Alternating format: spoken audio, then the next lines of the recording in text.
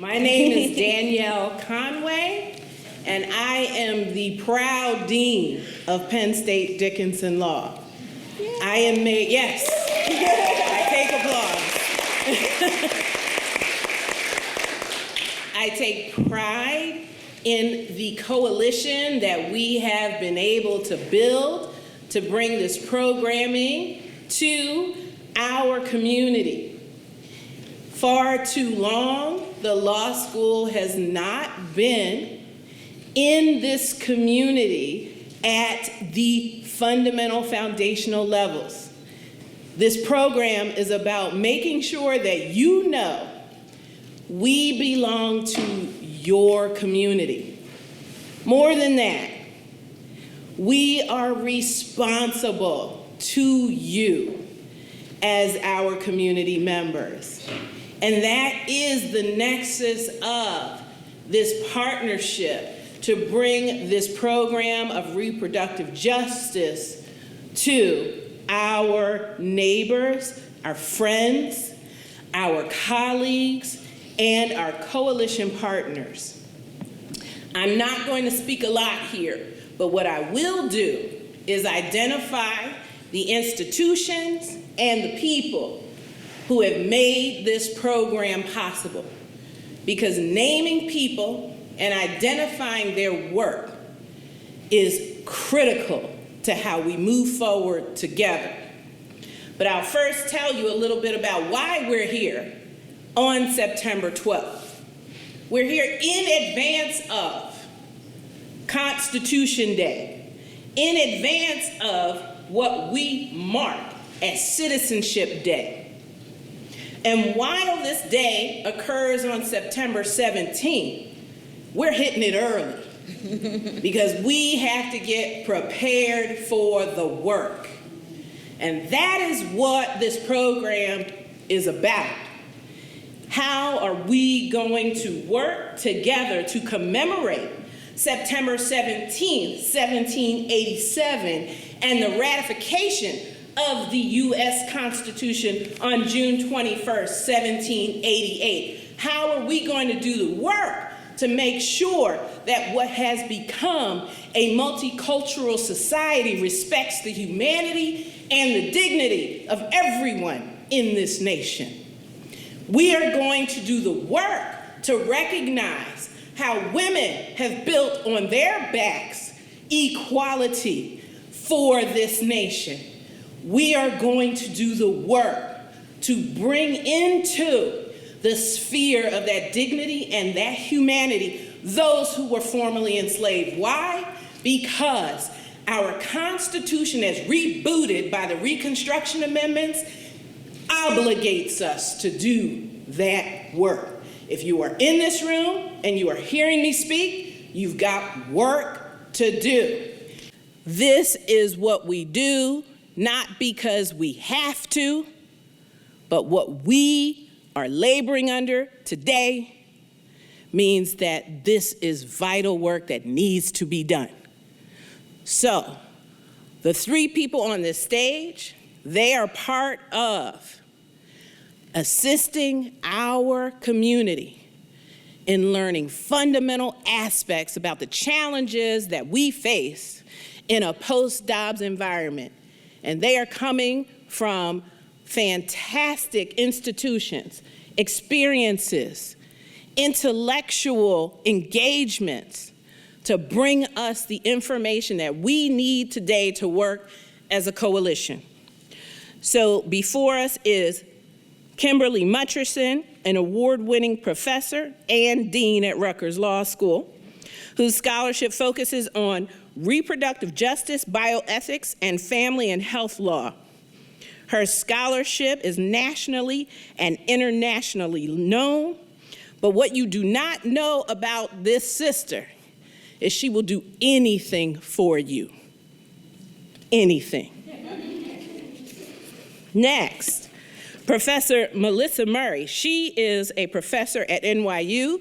Melissa Murray teaches constitutional law, family law, criminal law, and reproductive rights and justice at NYU Law. Her research focuses on the legal regulation of sex and sexuality and encompasses such topics as marriage and its alternatives.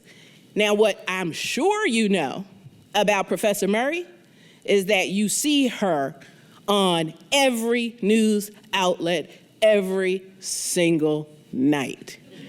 So this is the face that's gracing our community today. Thank you for being here.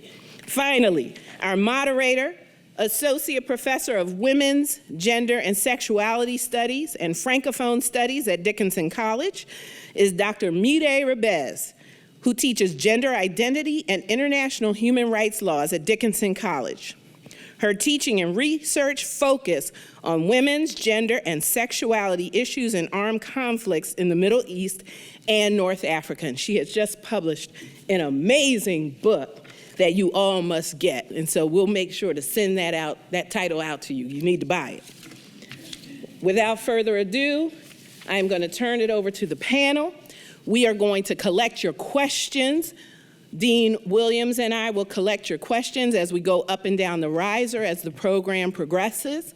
And we hope that you will have a phenomenal time at this evening's event. Thank you.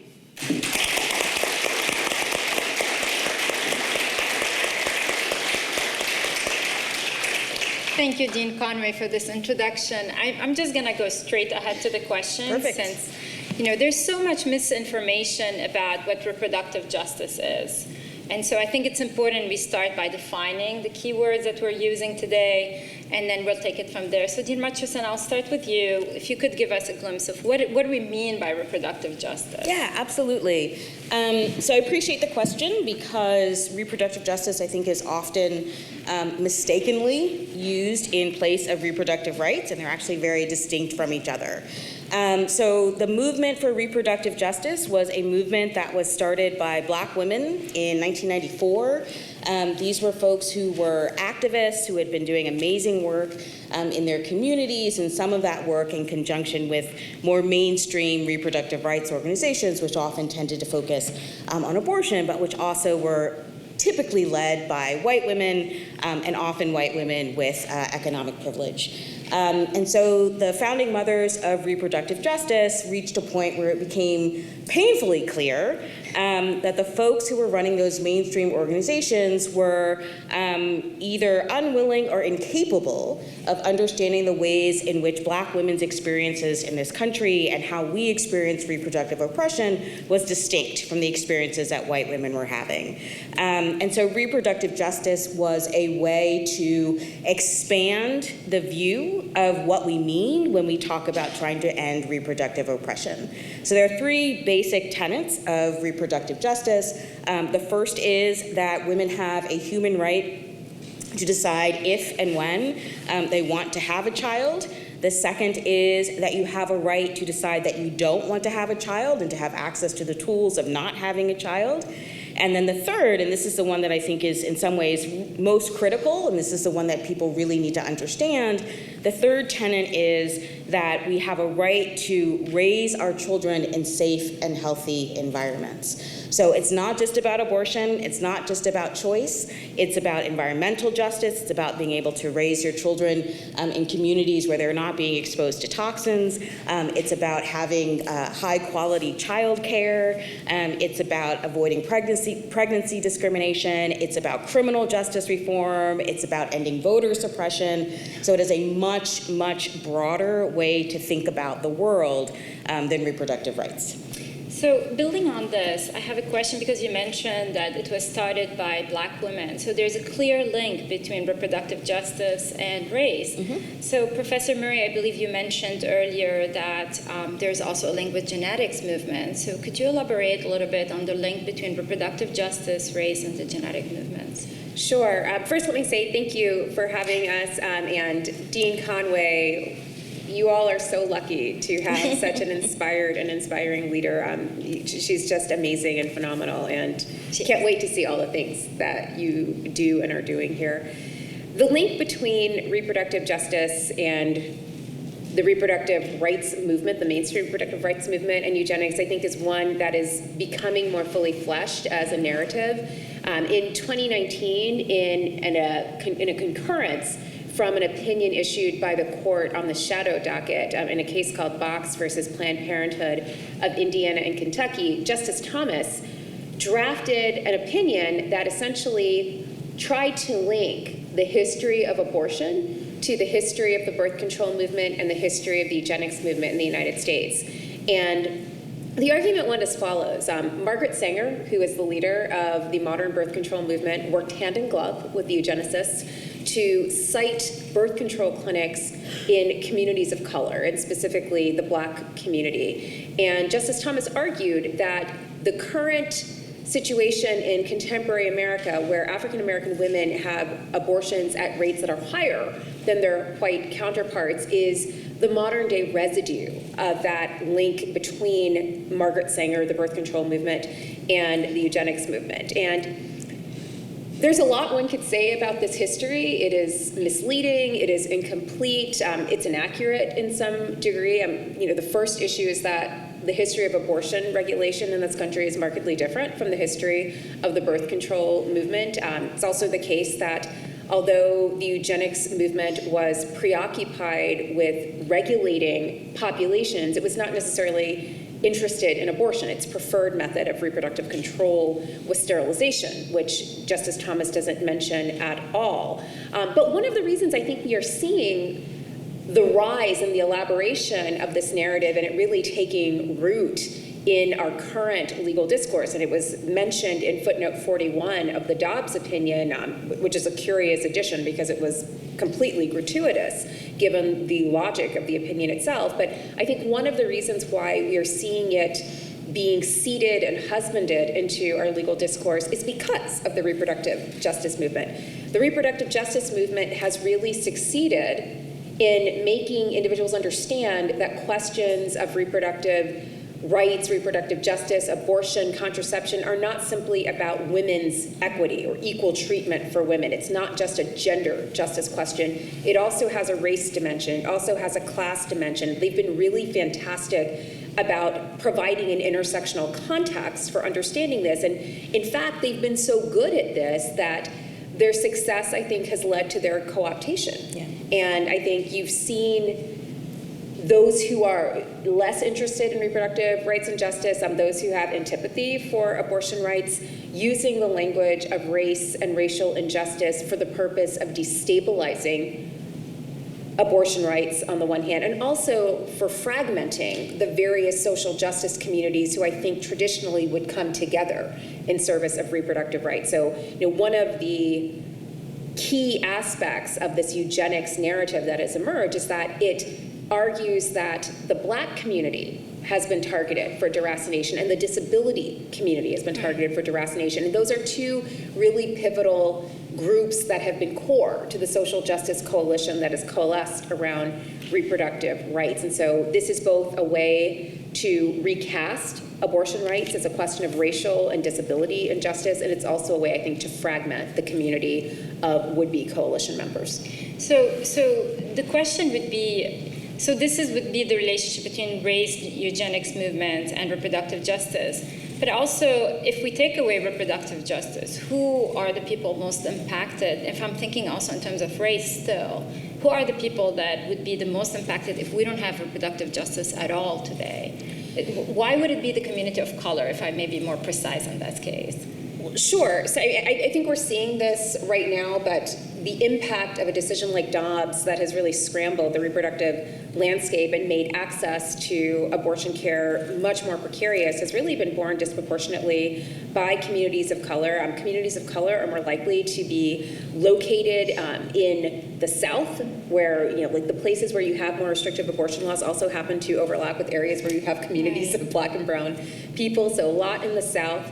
They may be outside of urban centers in the South, so that may be one aspect of it. But they also lack access to traditional healthcare vehicles. They are more likely to be or underinsured. They are more likely to have precarious relationships with healthcare providers. And for that reason, they're just going to have a different experience of reproductive care. The maternal mortality and morbidity rate in the United States exceeds that of most industrialized countries, and Black women disproportionately have a higher rate of maternal mortality and maternal morbidity than their white counterparts, and that is even more pronounced in some of the states like Mississippi, like Texas, where abortion restrictions are more likely to be more punitive. Dean Mutcherson, I felt like you want to add something to that. I'm a nodder. I like to, show that I'm listening. This is how you do everything for everyone. You're like, yes. I forgot I'm a moderator. I'm like, yes, please keep talking. I'm like, I need to jump in. But I want to pause also a second because there's a lot of misinformation about what Roe v. Wade did or did not do as well, because there's so much fallacy about it. So if you can walk us through, what did Roe v. Wade do or did not do? Roe was actually a very narrow decision in some ways because it really only focused on the issue of privacy, and beyond that, it actually talked a lot about protecting physicians and their ability to make decisions in conjunction with their patients. So Roe, and obviously Roe was important in a whole host of different ways. It was the first case to articulate a fundamental right to an abortion that could be found within the Constitution. It laid out I would say very clear set of ways that abortion could be regulated. So it said in the first trimester, states cannot regulate at all. It said in the second trimester, states can regulate, but only to protect the health of the pregnant woman. And in the third trimester, states could regulate and go as far as to ban, but there had to be an exception for the life and health of the pregnant woman. By the time we got to Planned Parenthood versus Casey in 1992, the court said, we are maintaining the core holding of Roe. And one of the things I talk with my students about all the time is, did they really? But what they said in Planned Parenthood versus Casey was, yes, we still believe that the Constitution protects a right to an abortion. Didn't really use the language of fundamental anymore. The Constitution protects the right to have an abortion, but in Roe, we did not give, or in the cases that followed Roe, we didn't give quite enough credence to the state's interest in potential life. So they threw out the trimester framework, and they said, now we're just going to focus on viability. Viability is the dividing line between where you can regulate and how you can regulate. And so that's where we ended up with a whole host of ways that abortion became regulated, whether it was 24-hour waiting periods, minors have to either notify or get consent from their parents, or there has to be a judicial bypass, lots of ways that states could collect information about people who were getting abortions. So, we talk about Roe as being this deep, deep loss, but Roe was lost already, right? And for thousands upon thousands of women in this country, particularly very vulnerable women, access to abortion has been very difficult for a really long time. And so, what is interesting to me in this moment is not that the Supreme Court has, come up with this really sort of earth-shaking decision, but that the real consequence of that is a lot of people who didn't see themselves at risk are suddenly like, oh, wait a second, they could do this to me. Right. And that's what I think is the real distinction of where we are now. I like the argument of potential life. Isn't every fertilized egg a potential life? Like, we'll get there. How do you regulate that? We'll sorry. get there. I was just going to say, it's so interesting to hear the discussion over Dobbs because, one of the things the Dobbs majority says is we're simply returning this to the states for democratic deliberation, and that's kind of a compromise, a settlement. But Casey was actually a compromise. Casey really pulls back on Roe. I mean, Roe was never abortion on demand, but Casey is really not abortion on demand. And what's particularly interesting is that around 1985, there is a memo written by a young lawyer who's in the Department of Justice. It's a memo to the Solicitor General, Rex Lee, the father of Senator Mike Lee of Utah. But this young attorney writes this letter, and basically it's arguing that the frontal attacks on Roe versus Wade, like this is a couple of attacks that have happened like from 1980 forward, have just not been successful. And they're worried that if they continue to launch frontal attacks on Roe, they're just going to further embed this right. And he suggests like the real way to deal with this is not to attack Roe and have it overruled, but to just chip away at it, regulate the right out of existence, like just allow for regulation. And that really does become the strategy in Casey. Like Casey maintains the core holding of Roe, but gives the state broad latitude to regulate at all stages of pregnancy. And basically, until this summer, it was very hard to get an abortion in most places in the country. Like you either had to wait you had to wait a couple of days to get one, you had to have a physician's consultation, maybe you had to see an ultrasound of the fetus and have, just the whole thing sort of narrated for you. There were a lot of requirements in order to get an abortion, and it was largely because of this idea that you could incrementally chip away at the right. And interestingly, the young lawyer who authored that memorandum to the Solicitor General was none other than Samuel Alito. Okay. How lucky that he ended up on the Supreme Court. Full circle. Yeah.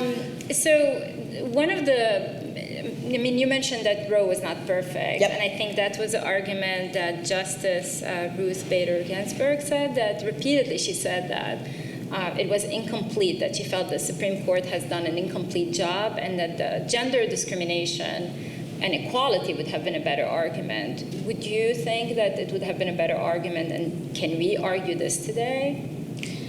I think Roe definitely could have been a more fulsome decision, and I think that there would have been deep power in also having the discussion about sex equality and the ways in which not being able to control your reproductive capacity has a significant impact on the choices that you get to make in life, right? I think that that's absolutely true.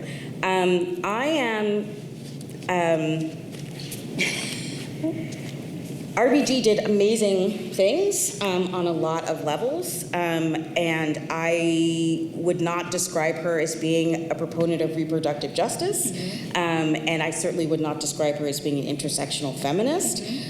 So I think that part of what would be interesting is, even if that was the direction that we had sort of moved in, would it have been as nuanced and complex as I would have liked to have seen, and my fear is no. So, I'll give you just one example of what it looks like for somebody, I think, to really sort of use a reproductive justice frame in a Supreme Court case. So, during the pandemic, there were some rules that shifted about telemedicine and abortion and access to medication abortion and all of this interesting stuff. And then there was litigation surrounding it. I'm not even going to worry about all the litigation. But ultimately, there was a decision that was made by the U.S. Supreme Court, and Justice Sotomayor dissented from that decision. And what she wrote in her dissent was, what the majority is missing here is that when you say to people during a pandemic, you have to go to the doctor's office and you have to do all these sorts of things, that you are creating particular burdens for specific communities of people. And she talked about race, and she talked about class, and she talked about gender. She talked about, communities of color who are living in multi-generational households. So when you say this person has to get on a bus to go there and put herself at risk, that she then puts everybody in her household at risk. It was a really powerful way to think about, again, the complexity and nuance in this country, and I'm not totally sure that RBG would have gotten us there.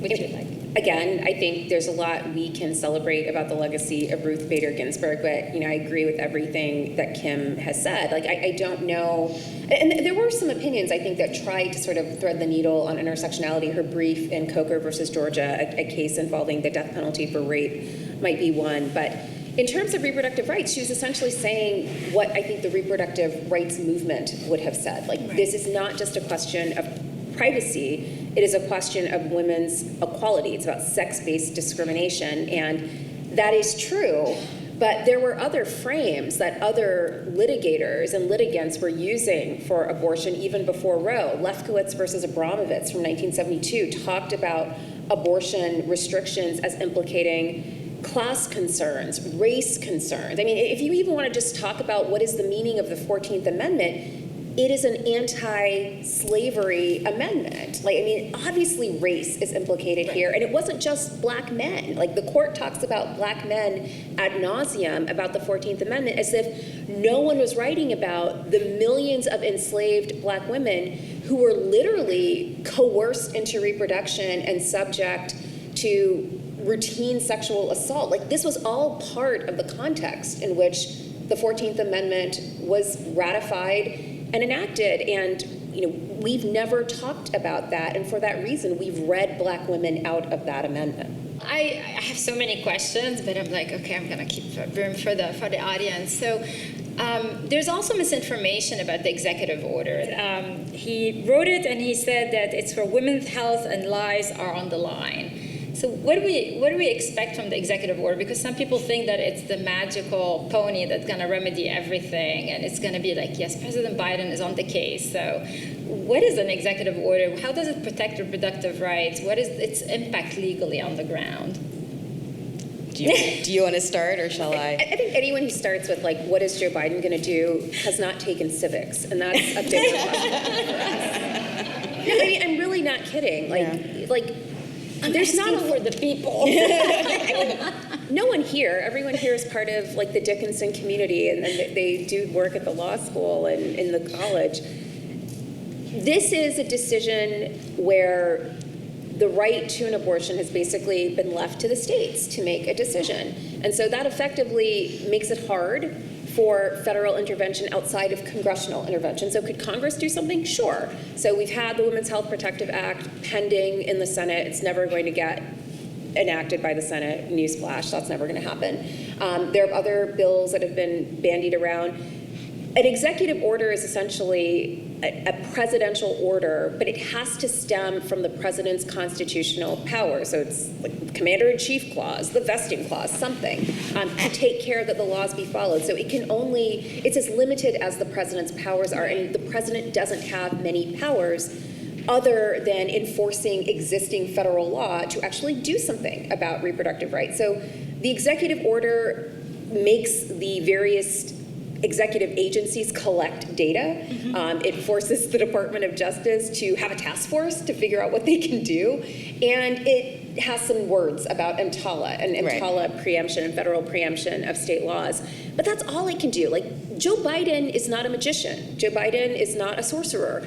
And he can only act in the service of his outlined constitutional provisions. And if he exceeds them, it will immediately be litigated. It would be litigated anyway, and it would go up to a Supreme Court, which has already expressed a really dim view of what the executive may do in quote-unquote emergency situations. Dean Mutcherson, do you want to add anything? Yeah, no. I agree. The reason why I'm asking this is because there's a lot of, again, misinformation that, the Democratic Party is on it. And so I relate this to Dean Conway's earlier comment that we have homework to do. And it's not because the president issued an executive order that we can go home and be like, okay, we're done. Kansas. What's so surprising about Kansas? Can we learn anything from the Kansas experience? We can learn that state legislatures often are not speaking for the people in their state. Okay. We can learn that abortion is not a moral issue. It's often a gerrymandered issue. Okay, so there is a immediate link between democracy, voting rights, and reproductive justice. Okay. Absolutely. So democracy. You can also learn, like, a lot of states don't have, as Kansas did, a mechanism for direct democracy, for ballot initiatives. Most states in the union don't. So Kansas is not necessarily a template. Instead, Indiana, South Carolina, those are the templates, representative government. And the real question is, how do you undistort the distortion that gerrymandering has wrought in those state legislatures? That's a harder nut to crack. Right. I think the other lesson that I hope folks take from where we are now is that we have been really focused on the federal government. We've been really focused on the U.S. Supreme Court, and that's a mistake, right? There are lots of different places on a local level, on a state level, where you can have impact. And so, it can't just be that you go and lobby your congressperson, right? You've got to be in your state house, you've got to be at your local school boards, you've got to be, showing up for those in-between elections that nobody really cares about. You have to be showing up for those as well. In states where you get to vote for your judges, you need to be voting for judges. Yep, Pennsylvania. Seriously need to be on it for your governor's race this year, Pennsylvania. So there's just a lot that people can do on a level that is not Congress and that is not the U.S. Supreme Court. So we need to be paying more attention. Absolutely. Closer attention. I want to talk about, before moving into the questions, I want to talk about the consequences of Dobbs. There's a lot of talks about the personhood of a fetus, and if you allow me this, in 1987, President Ronald Reagan, because you mentioned him earlier, and his address to the Right to Life movement in D.C. said, and I'm quoting him, "I will not rest until a human life amendment becomes part of our Constitution," end of quote. And he was referring to the proposed constitutional amendment that would have granted personhood to embryos and fetuses. It sounds so far-fetched, and yet Georgia, right? In Georgia, we know that Georgia is now recognizing the right to have a fetus on a tax form. Right. So what does it mean to have fetal personhood, and is this a dangerous thing? What would be the legal consequences of that, Dean Mutcherson? So I do abortion work, but I also do assisted reproduction work, and so this is a really interesting place where those two things really start to overlap with each other.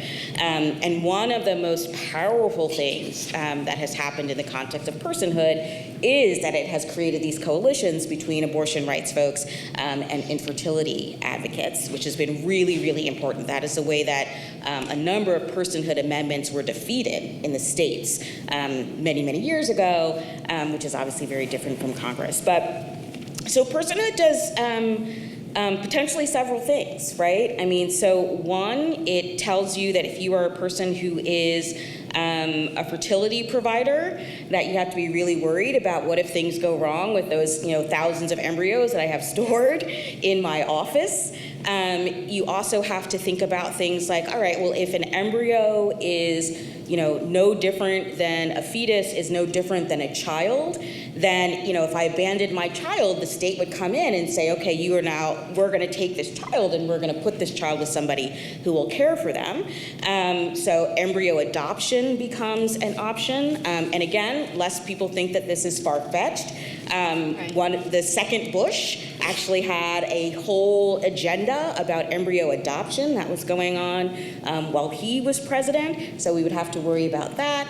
And then we'd also just have to think about what is the impact on not just abortion, but also on contraception, right? And so the other thing that we are seeing now is this, frankly, very confusing attempt to redefine what abortion is, right? So anything that has the potential to keep a fertilized egg from implanting is suddenly an abortion. That is going to be a problem for a lot of people and for a lot of women when it comes to contraception. So, personhood is basically a way of deciding that to the extent that there is a contest, and typically I don't like to think of a contest between a pregnant woman and the fetus that she is carrying. I think that's a really problematic way to think about that relationship. But if there is such a contest between the two of them, that a fetus is no different from the person who is carrying that fetus. So does that mean that the state, for instance, could say, if you are a woman who has a substance use disorder, we should be able to civilly commit you during your pregnancy because we want to make sure that you are not harming that other person.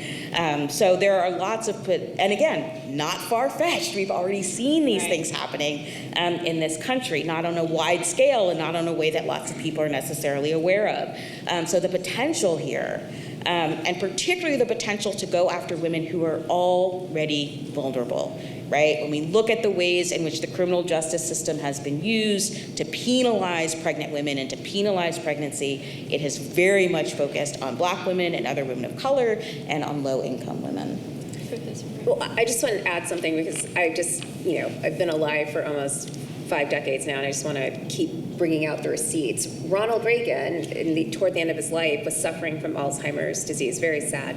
And his wife, Nancy Reagan, who also was relatively pro-life when he was quite pro-life as a president, during the last part of his life when he was suffering from Alzheimer's, became a very, very vociferous advocate of stem cell research as a means of providing cutting-edge research that might stem the onslaught of Alzheimer's. And I just say this because there's something so opportunistic about being okay with the destruction of embryonic and fetal tissue when it serves your ends. Right.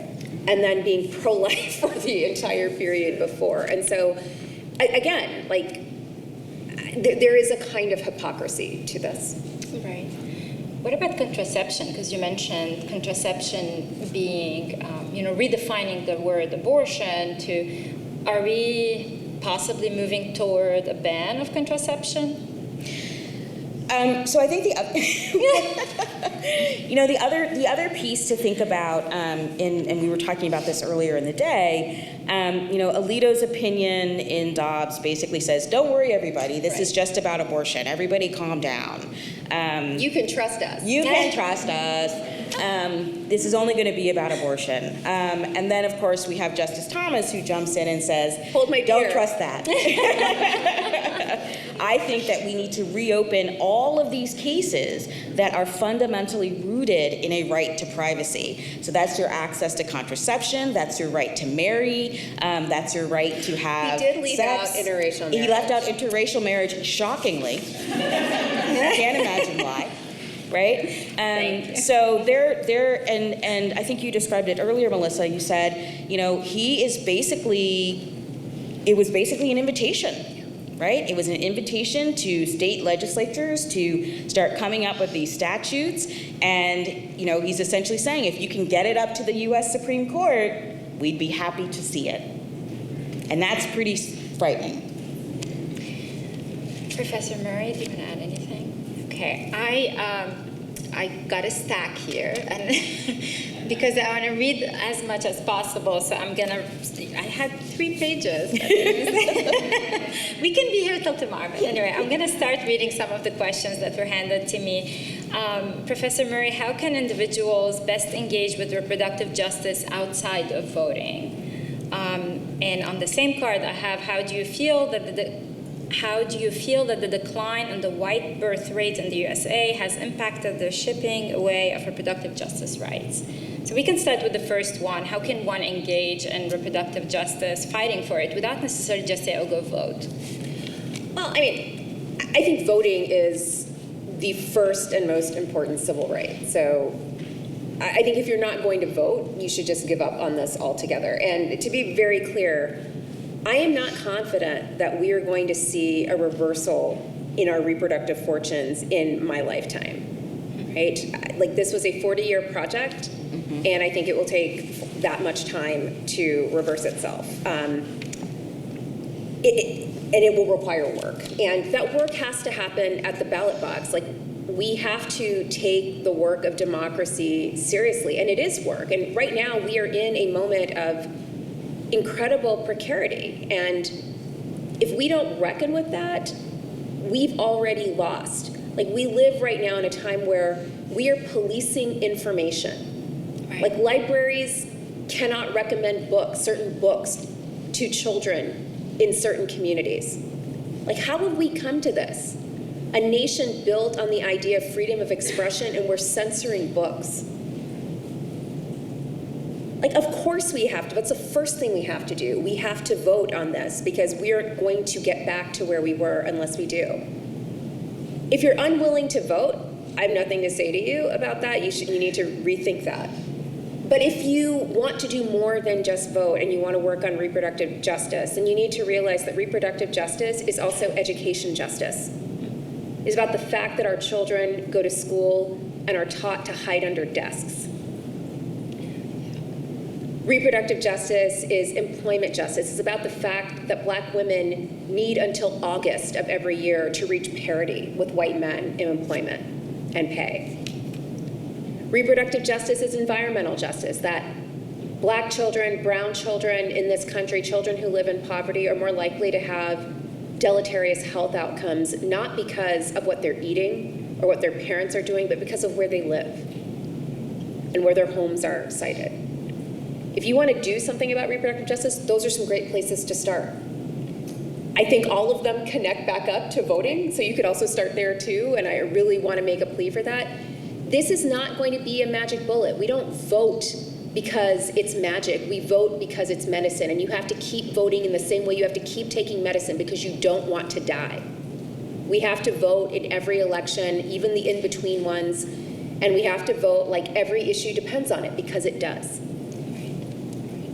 I think, I don't want to assume who wrote the question, but I think there's fear and eagerness among the younger generation of what can I do? I'm not an attorney, I'm not a professor, I'm not a human rights activist, what can I do? So I think there's this idea, how do we empower the youth that maybe, I'm thinking particularly 16 to 21, how do you empower this age group to, I'm assuming that this is... I don't mean to be a scold about this, but I'm just thinking of my own students who are like, I voted for Joe Biden, I didn't get student loan relief, I'm never voting again. Like, that can't be how we approach this, right? Absolutely. So, vote. If you can't vote, if like, for whatever reason, take someone who can to vote.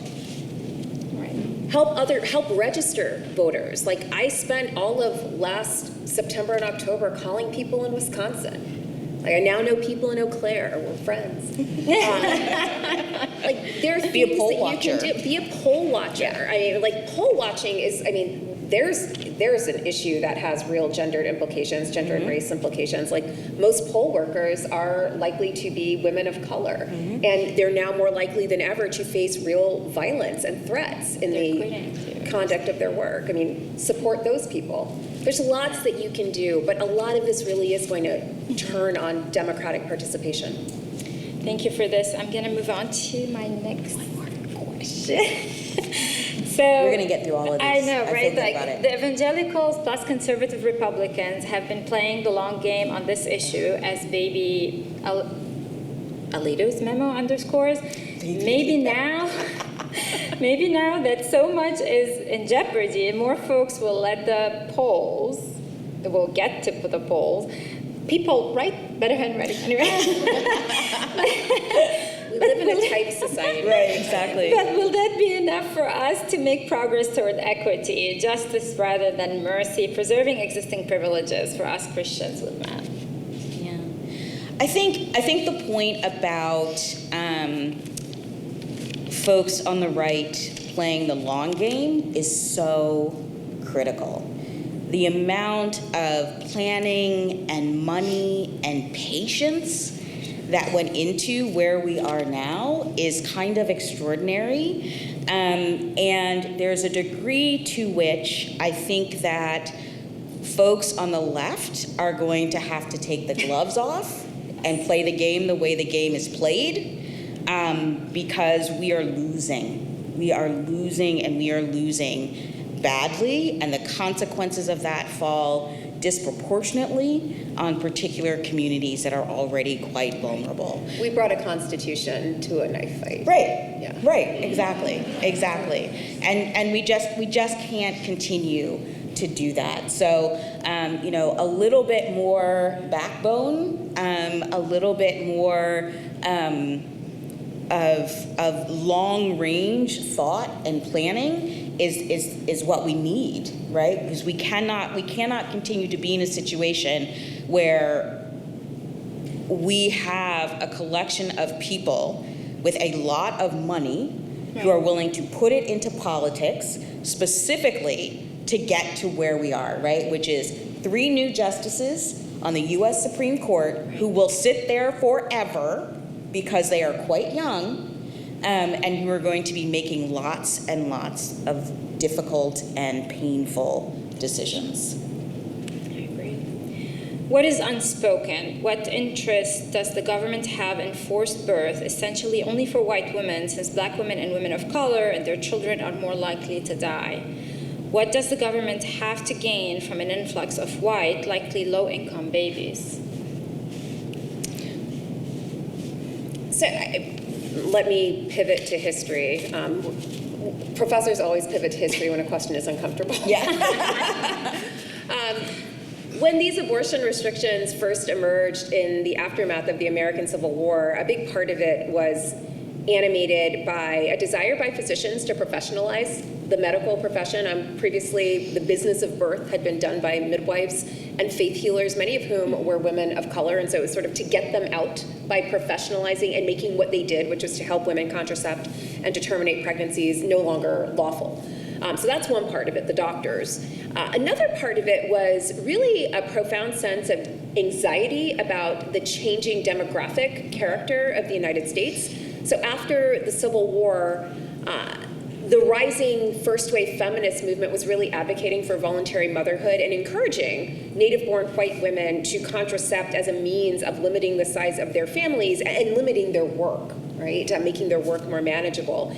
By contrast, we saw a huge influx of immigrants from various parts of Europe, and they were not regulating reproduction. They were actually having children in record numbers relative to their native-born white counterparts. And if you read some of the newspaper accounts of the time from folks like Teddy Roosevelt, there's this incredible anxiety that America is going to change because of this, because native-born white women are not doing their duty, and they're getting lapped by these immigrant women. And we're basically becoming a nation of immigrants. And that's part of the impetus for limiting abortion, restricting abortion, forcing white women, native-born white women, to actually have more children. And this carries on well into the 20th century. Black and brown women have often been targeted for compulsory or coercive sterilization, whereas white women, when they go and seek voluntary sterilization, they are asked about it. They are counseled. What does your husband think? What does your husband think? There's actually an equation that many hospitals do. Like, they take your age and the number of children you currently have and the number of years left in childbearing that you might have. And like, if you are below this particular ratio, they won't do the sterilization procedure. And again, it is about encouraging certain populations to reproduce while limiting others from doing so. And it's always interesting when you see people or hear people say the quiet part out loud, right? So I think it was a congressman from Louisiana, and they were talking about the maternal mortality rates in their state and saying, and his response was, the numbers look bad, but only if you include black women. If you take the black women out, we're totally fine, right? I mean, in public. One says this, right? And so it really gives you a sense of the thought process that is going on with some of these folks. These are not glitches, right? This is all a part of the machine. It's supposed to be this way. I mean, and the current moment, I think it's not unlike the moment in the postbellum period. I mean, there's profound anxiety about the browning of America. The post-racialism of the Obama era, I think, really did give way to some serious anxiety about what American institutions will look like. And I don't think it's surprising that we saw sort of an uptick in interest around reproductive policy and politics in that period. And as a footnote, I think this is why there is anxiety about reviewing the census too. Sure. So that's also links. And adding fetuses to Right. census, right? How do we form arguments we can slide into communication with Republican audiences, especially Republican women? Dean Mutcherson, do you want to take a stab at it? I'm a pretty big believer in Professor Derek Bell's idea of interest convergence, right? That good things don't happen until people see that it will be good for them. And that's one of the reasons, going back to what I was saying before in terms of personhood, pulling the infertility community into that conversation has been absolutely key. So when folks who who don't think of themselves as people who would ever have an abortion, but do say, oh, I needed help getting pregnant, or my daughter needed help, or whomever, suddenly they decide this is a thing that matters to me. And so I think a lot of it is just about saying, they're coming for you. They are coming for you. I don't care if you don't care about me and people who look like me. they're coming for you, and they're coming for your daughters, and they're coming for your ability to be able to get infertility treatment. And if you don't want that to happen, then you need to get on board. So I'll move on to the next question. From a health professional position in reproductive health care, what do you recommend would be helpful to do in order to continue fighting for reproductive justice? So this is a question from a healthcare professional. That's an interesting question. Do you want to start? I think, again, in terms of building coalitions, I think some of the most forceful and powerful voices for curbing what we're seeing in the current landscape are going to come from physicians who are going to feel this not simply as a question of civil liability and the threat of malpractice if they need to perform an abortion and are unable to, and there are deleterious consequences, but because they're also literally experiencing the threat of criminal liability, and they don't know where that liability begins and where their medical judgment ends. And I mean, this is essentially what happened in the 1950s. Like, physicians were like, we can't practice medicine with these rules that legislators who are not doctors, maybe not even lawyers, wrote. Like, we need actual expertise. And, you know, there's a whole separate debate about, like, the war on expertise here, but like, it's part of this conversation. I think the physicians and the medical professionals are going to be huge in this. Like, the people who are, you know, doing sexual assault reviews after when a woman is sexually assaulted, the typical protocol is to prescribe Plan B. You can't do that now if you think that Plan B is an abortifacient. Right. I mean, there's just a lot of questions, and I think engaging the medical community is going to be enormous. We should have been engaging the medical community from way back. Just, you know, the number of medical schools that have limited the teaching of abortion care is startling. The consolidation of hospitals under Catholic or Baptist umbrellas that make certain kinds of reproductive care less accessible has honestly been something that the Federal Trade Commission should have been on and should have been reviewing, and we just haven't, and part of that is there hasn't been a political will to do it. Well, one of the things that's really interesting in the context of abortion is that there's been a lot of conversation over the years about conscientious objection, right? That if you're a healthcare provider, you should not have to provide abortions. And what I'm hoping to see is conscientious objection from folks who are saying, I have to provide abortions. I have to learn how to provide abortions, because somebody in this hospital, if a woman shows up and needs emergency care, somebody's got to be able to do it. I'm not going to watch her die, right? Because nobody was willing to do an abortion, or nobody was willing to learn how to do an abortion.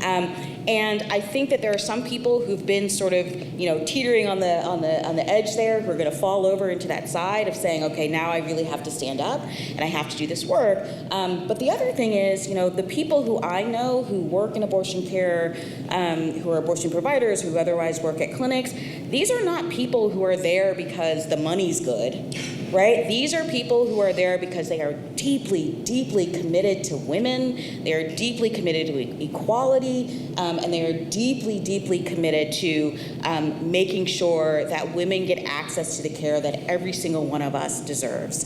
And so I think a lot of those people are going to continue to fight the good fight. They're going to be the people who are the plaintiffs in litigation. They're going to be the people who say, all right, you're going to arrest me, and we'll take it from there. And so that is, you know, that is a bit of optimism, I think, in this space, that the folks who do this work are not going to just walk away from it. It's too important to them. You've talked about fallacies and the various narratives surrounding reproductive rights and abortion. How can we possibly bring bring them to light for for the wider public to see and understand? Teamwork makes coalition and work right there. So the fallacies about abortion, the and various abortion narrative, right? Like we said, reproductive justice, abortion itself, like as a word was, there was fallacies about what it includes, what it doesn't include. So how can we bring the light back to wider audience about these words?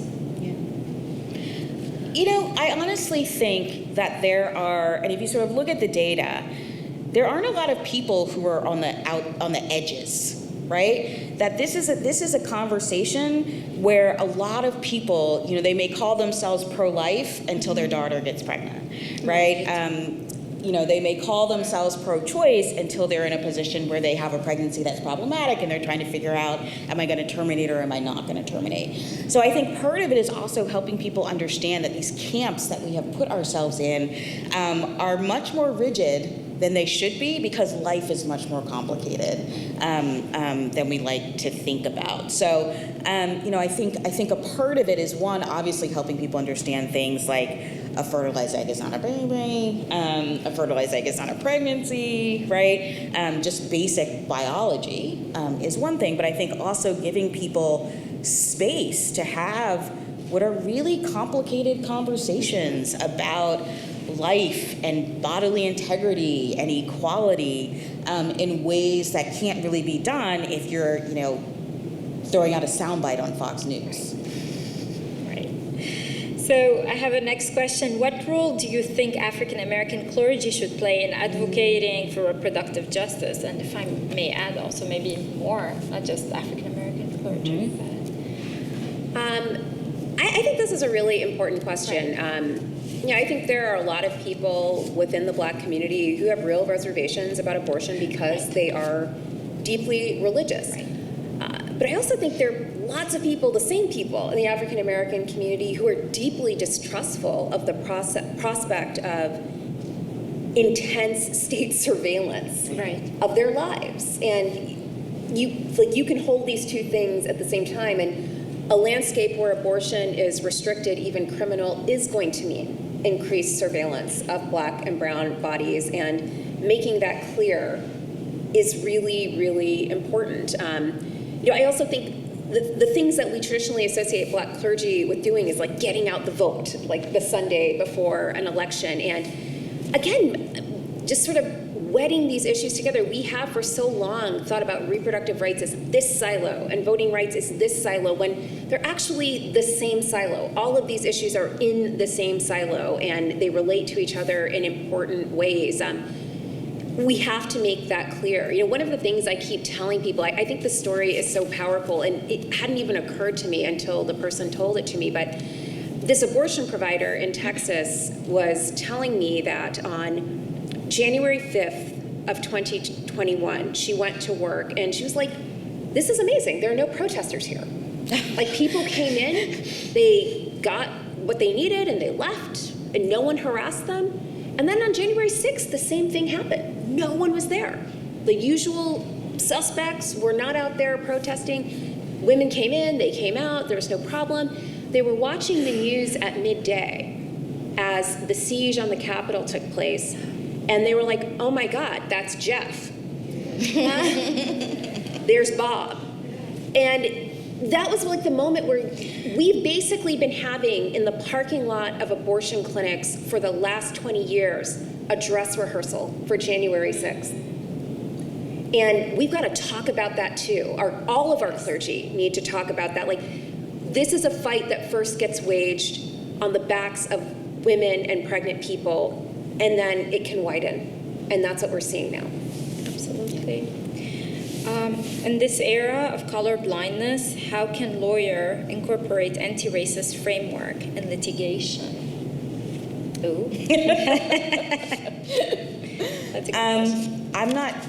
I don't know that we're in an era of color blindness, sort of as a starting point. And I think that we're in this very sort of middle space in some ways.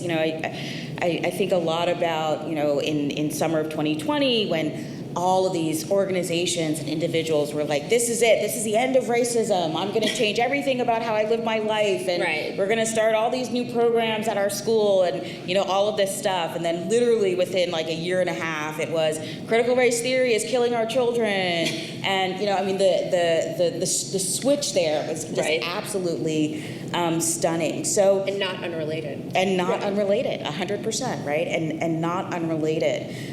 So I think think that there's work that needs to be done on so many different levels, and that a lot of that work starts incredibly young, right? I mean, so it's when I'm having a conversation with a parent for my kindergartner, and that parent says, you know, that white parent says, I'm raising my kids not to see color, and I'm like, please don't do that, right? That is not what I want to hear from you. That is not good for my child, right?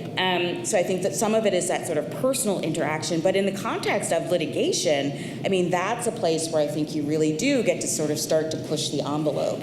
And, you know, we're, again, the U.S. Supreme Court is, depending upon your politics, is not our friend right now, so they're not necessarily the place where you want to be pushing that agenda, but state courts exist, state constitutions exist. There are other opportunities for us to be creating the kind of country that we want to live in. It takes a longer time when you're doing it state by state, as opposed to being able to go up to the Supreme Court, but it's work that needs to be done, and it's valuable work. I think color blindness, honestly, is a privilege, and it's a privilege that most people of color don't have. Right. Like, we don't get to live colorblind lives, and maybe none of us should. Like, maybe we should all be aware of the way in which everyone's experience is just invariably shaded by their own racial experience. And, you know, at the Supreme Court, there are just very few litigants of color. Well, they're definitely litigants of color, but there are few advocates of color, people making the claims. Like in Dobbs, it was mostly white women arguing on behalf of abortion rights. What would it have meant to have a black woman say forcefully, this is what it's going to look like in this community if you do this? Like, there was no black woman on the bench. There was Justice Thomas, and, you know, in all fairness to Justice Thomas, and there's a video camera, I am being fair to Justice Thomas, he actually raises race in a lot of places that are surprising and sometimes really illuminating. And at times I'm like, that's actually a really good take on this. He's the only voice on the Supreme Court that is a black voice. And, you know, that may represent black people to some degree. Not everyone will agree that it represents them. But he's kind of had a monopoly on it for a very long time. And I think it's going to be really interesting to see how the addition of Justice Jackson changes the dynamic. She's not only black, she is a woman, she's from a different generation. I think it's going to be a very different perspective than the one Justice Thomas has offered. And I think, especially next term, when the court takes up the affirmative action cases, it will be really interesting to hear from someone whose entire educational experience has been in the shadow of Bakke. We have 5 minutes left. I will not be able to read all your questions, and I apologize ahead of time about this, but I do have 2 more questions that I think are important to ask. Is same-sex marriage in jeopardy? Yes. Is it immediately in jeopardy? I don't know, maybe not, because of the political economy and who wants to maintain same-sex marriage. But this term, the court will take up a case called 303 Creative versus Elenis. And the question there is whether a state-level anti-discrimination law can trump a claim of religious freedom and free exercise. And, you know, the court has been dancing around this topic for a couple of terms now, and it's never really answered it. It will certainly answer it in this case. And, you know, regardless of whether you plan to overrule Obergefell now or 20 years from now, in the interim, you can make life for same-sex couples really hard by normalizing the idea that they can expect and should expect different treatment in the public sphere. And perhaps this is my follow-up question. What can we do, again, to protect same-sex marriage? Is it voting? Well, it is voting. There's a law right now that's pending in Congress about protecting gay marriage. Codifying Obergefell would obviously be really fantastic, but if it's ever challenged and it goes up to the Supreme Court, we still have the 6-3 conservative supermajority. Again, like, vote because you're voting on the Supreme Court, vote because you're voting on lower federal courts, vote because you're voting on state courts. Like, you know, codifying some of these rights at the state level would be important, especially in those states that had not shifted over to recognize same-sex marriages independently before Obergefell. That would be, I think, critically important for making that clear in those states going forward. But I also think it's about interest convergence, right? It's saying to people, they're coming for me today, but they're coming for you tomorrow. Right. And the only way that we keep that from happening is by working in coalition with each other. Even if it's in these little tiny spaces, right? Because you care about only this issue, that's fine for me, right? Because if in the end, what I care about is winning. And if we can get the right people together and we win, then we all win together. So my last question is, in 1984, Bell Hooks wrote about feminism, and she argued that men should be comrades in the struggle. So a lot of times we hear that reproductive justice is not something that relates to men. I guess I got my answer. You're both like nodding like this. What do you answer to this?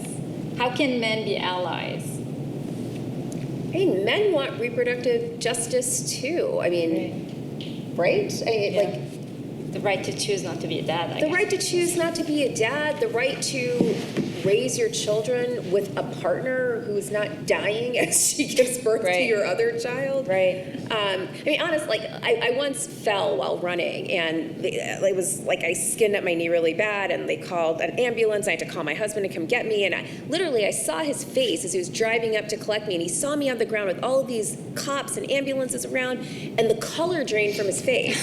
And in that moment, I knew he was thinking, I'm going to have to raise these kids by myself. Like, men care about reproductive justice, too. They absolutely do. And thank you all for coming, and recognize that the work is now. So thank you for joining in the work. Let's get to it.